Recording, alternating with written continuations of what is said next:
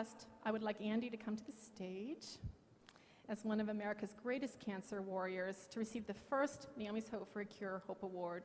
Please stand as we honored Andy.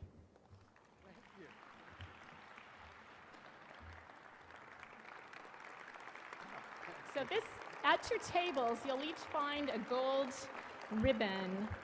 And the gold ribbon is the symbol of childhood cancer, and it's gold because gold is precious and our children are precious. So this is the First Hope Award.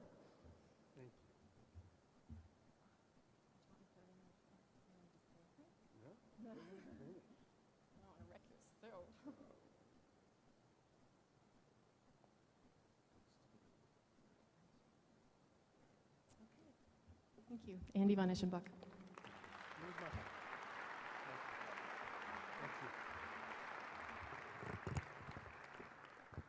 Ruth, thank you very much, not only for the privilege of being here tonight, but most importantly, for the honor that you've extended to me and I know also to Madeline. Many of you are wondering, perhaps, why you're here tonight. Well, one important reason why you're here tonight is the reason that Ruth alluded to, and that is to raise money. But in addition to that, I think we're here for a much more important reason. We're here to change the world. Ruth indicated that one of the incredible privileges of my life is that I've had the opportunity to share that life with Madeline. And one of the things that we have shared and we are sharing right now that is most precious to us is, as Ruth indicated, the fact that we have 6 grandkids, from 6 years old to about 7 months old. And nothing has reminded us as much of the precious value and the wonder of life as being able to look at those children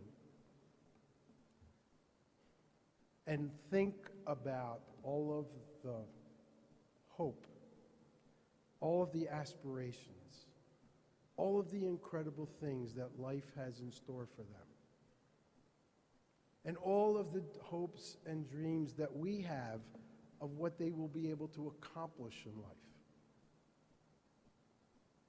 And when one looks at a child and one thinks of a child in that miraculous kind of way, then how tragic it is that a horrible disease like cancer would steal that life away in so cruel and in so unjustified a fashion.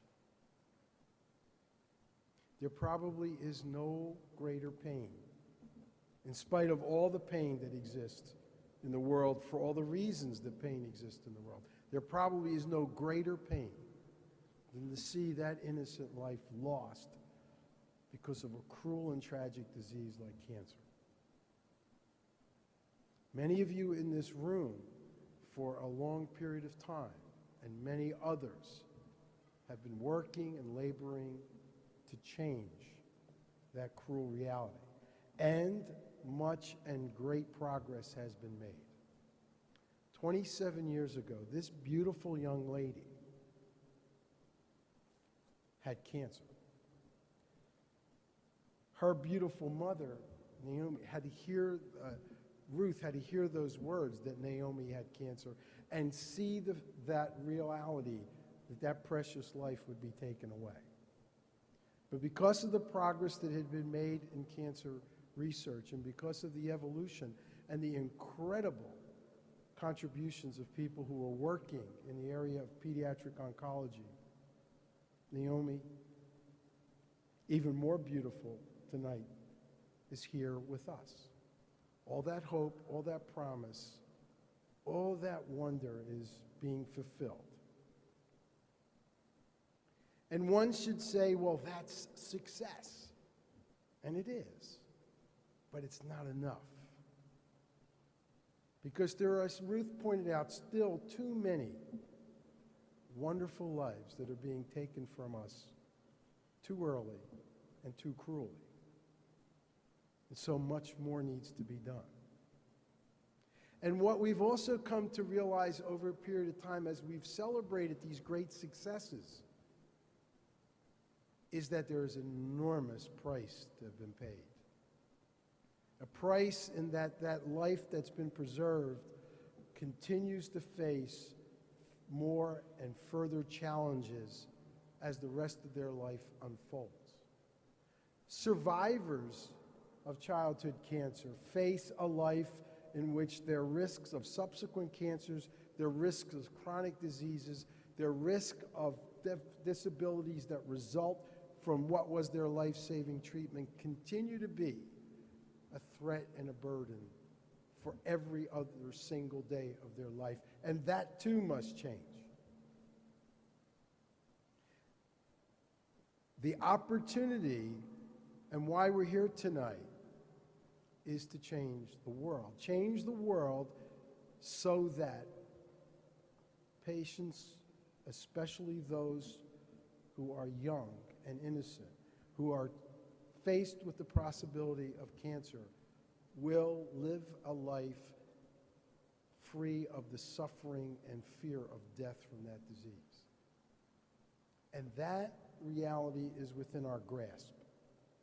Because we're here tonight at a time when we now have not just the hope for a cure or the hope for a solution to cancer, but the possibility, the reality that biomedical research has led us to a point where for the first time we're not just treating cancer, we're understanding cancer. And when we understand the problem, then we can solve a problem. This nation has created unbelievable transformations in this world when it has chosen to do so.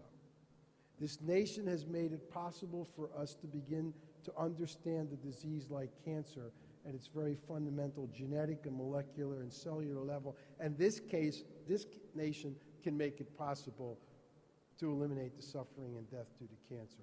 And that's why we're here tonight. It's not just to raise money to continue to support those who are laboring day in and day out to bring hope to others. It's so that we can make it possible to change the world. I've learned a number of things since I've been in Washington, and one of my favorite shows on TV was West Wing. There was one episode of West Wing that lives with me. It was an episode in which the president was bringing someone into his inner team and had only one criteria, and that was a question. And the question said, as a paraphrase of Margaret Mead, do you believe that a small group of dedicated people can change the world? And the person said, yes. The president said, why? And the answer was, because it's the only thing that ever has.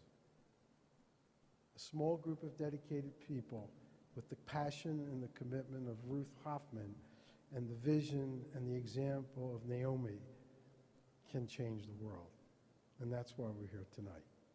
God bless you and thank you for allowing us to be a part of it.